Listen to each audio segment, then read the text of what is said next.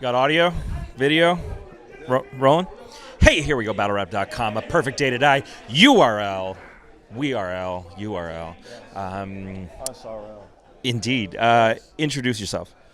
Th3 Saga, the Saga, NWX, The Outsiders. Three is a Trinity reference, right? Yes. And my birthday's March 3rd and a whole bunch of other things. I mean, three holds a lot of significance, so that's why I keep it there. I'm August 8th, so it's 8/8 and 3/3. Should have had an 8 to your name somewhere. Like if there's an A somewhere, you put an 8 in it. That would be crazy. I'm just saying. I don't know. I ate all the competition. Talk that shit, Chris. So let's talk about your battle. It's been a while since it happened. Obviously, we had the intermission with the fire alarms, and some battles happened. You and Chilla, tell me what happened. I thought it was a great battle. I think it's going to translate very well on camera. I just think the crowd wasn't really catching up to what me and Chilla was doing in the room personally, and that's not even on a biased tip. I just feel like there was some lines in Chilla's second that I feel like we're gonna get crowd reaction and got nothing. Same thing with me. I feel like we had a strong first. We both were kind of lackluster in the second. I kind of would edge that to me, but it's more so preference. I feel like it's a preference. And then the third, I feel like I give as a man, he got that round. You know what I mean? I feel like it's. I feel like It's nice to hear somebody say that. Yeah, no, I'm gonna keep it funky. You know what I mean? I'm not gonna sit here and lie. He came with a phenomenal third round. I feel like I came with a very strong and dominating first. And it all really comes down to what people believe is the second. You know what I mean? I feel like I had the second. He may feel otherwise, but it's all a preference. And that's what you want replay value at that point. Right. That's what I thought too. Was that his third was the best round of the battle, but in your first, there was kind of a moment at the end of it. I was like, oh, like Saga just got that. Like it just kind of you surprised me, coming out of the gate with that much, with that much content. Also, it felt like you out-rapped him a lot. Like it felt like the content was much longer as well. It's all it's all still a learning process. At the end of the day, it's been 9 months since I've been back in the ring with Suge.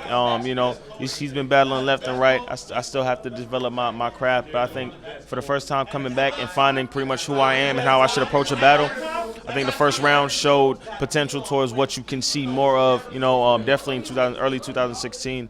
And I just think it was a really great battle, man. I think we had a good time. I think the fans are going to really enjoy it online. What have you been doing for the last 9 months? Man, finishing up college. So what do you study? Business management. Okay. Yeah, and working on the music, getting the project out by early 2016. And just doing events, shows, concerts, and stuff like that. Okay. But at the same time, just trying to keep the pen sharp. You know what I mean? I got like a whole folder of just random bars. I just keep on writing at a time, waiting for opponents, and then all of a sudden I craft it together. But so had you been purposely taking a break, or was it just hard to line something up? It was hard to line something up that caught my interest. I didn't want to come back and do a battle with anybody that wasn't gonna make me push my pen. And I feel like Chilla being, the writer he is, it kind of forced me to go inside my bag and just like, you know what, I got to go somewhere else with it. So I think it was a good exercise, man. I think 2016, you're gonna see a lot more of me, even though you may not want to. You know what I mean? The Christian, the saga continues. Right. Yeah, indeed. The whole porn angle obviously was done to death in the Facebook groups when it first dropped. I thought Chilla did it quite well. Hopefully, kind of like get that out of the way. Is that going to be like an angle that you will be dealing with for the rest of your career? I mean, DNA is always going to deal with a missing tooth. Right. K-Shine are going to always deal with the alleged tranny because that's the only thing that people can really have an angle on. So. It's like now with this whole thing with Chilla Jones and the stealing bars, that's going to be an angle that people continually go at because they need material. So if they found the porn, it's like finding a gold mine. Like, oh my God!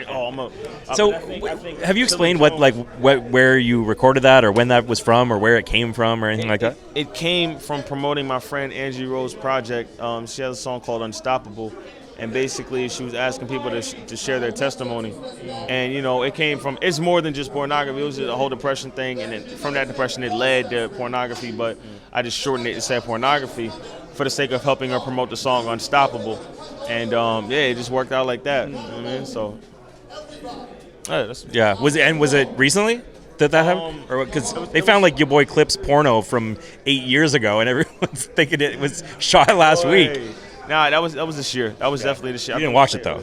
We wouldn't want you to relapse. Listen, bro. I'm good right now, man. I'm chilling, bro. Okay. I'm chilling. Real talk. Enough about your porn habits. There is one thing I wanted to ask you about, completely 180 from what we were just talking about. So I found in Toronto at some King of the Dot events, often maybe less so on the West Coast, but I travel a lot, and again less so in the UK. But Toronto and kind of New York, there's, especially in these big rooms, these big events, like there's this kind of, all of a sudden it feels like there's not that much room anymore for like intellectual material and like pen game material where you and Chilla can go up there and deliver, well-written content, and people are just kind of like, yeah, but where's the punch, or where, why isn't he saying something explosive or whatever?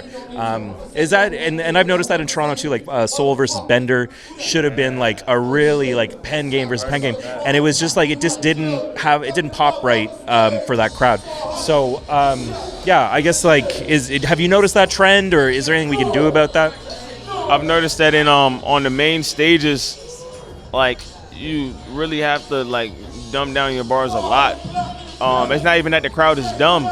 It's just that sometimes they want that short and sweet, straight to the punch, and they don't want to think too much on it. And if they do, it's a delayed reaction. And, you know what I mean? You kind of see that in me and Chilla's battle. You see it in Chilla and Press battle and so on. So even with me and Suge, certain bars that they caught a little bit slower, it was a delayed reaction. It wasn't a big uproar afterwards. So it's kind of sad. You can't go up there and give them anything intellectual without, compromising what you write. But I think it's something that we need to evolve into in the battle rap culture. I think it's something we can evolve into. I don't know. I guess it's always going to be like not that intellectualism more niche, is just that those like much denser writers are only going to be appreciated by people who are able to like follow. Because if it's the dense writing could be about anything, but it's like you need to understand all of those layered references to understand that. Whereas when a guy just says like, "Oh, it's the Smith and Wesson, whatever, something," it's like I get that immediately, and it's like, and a cold bar is a cold bar, and that's great. And obviously there's room for that, but it's I've seen a lot of like the punchliners kind of like streamlined into, there's like kind of one dominant style, and it used to be scheming, and now it's the punching, and I'm all for diversity in battle rap personally. What's next for you? We looking at that Mob and WX. I mean, when's the diss track dropping? Oh man, I'm gonna leave that up to my brothers, man. If it gets out of hand and Sean gives me the okay, we might have fun. But other than that, man, we're just gonna let my brothers have fun. It's fun out here. Dot Mob is losing terribly out here. We're just gonna sit back and reap all the benefits of knowing that we got some hard-hitting lyricists, and it's a family. NWX is a family, so whatever Dot Mob whatever happens with Dot Mob, it's gonna be it. Yeah. All right, well, stay tuned. People are going crazy for it. We're gonna end it. Battler of the year. So I will do a clean in here. Sorry, Ak. Who would you say is the 2015 Battler of the year? K-Shine. K-Shine, why? K-Shine. I think since the battle with Averb, the man solo and with the 2-on-2s, obviously with certain occasions where, I think he's put on slapping hats, slapping hats, pushing opponents, whatever. He's got a temper. That's okay. But I just think the quality and the content. He's coming to every battle. He's not sleeping on anything. I seen a battle with him and Dose on Don't. Yeah, he cooked him in one round. You could have easily just slept on that and give him recycled verses, but you smoked him so bad. You killed Averb when everybody wanted him to die. I think he had one of the greatest years in battle rap. If people didn't have him in his top 5 then, they should surely have him in their top 5 now, because he's put on. I think we had him. BattleRap.com did a top 10 of 2015 so far in the mid-year, and I think we had him at number 3 behind Chilla and Roan.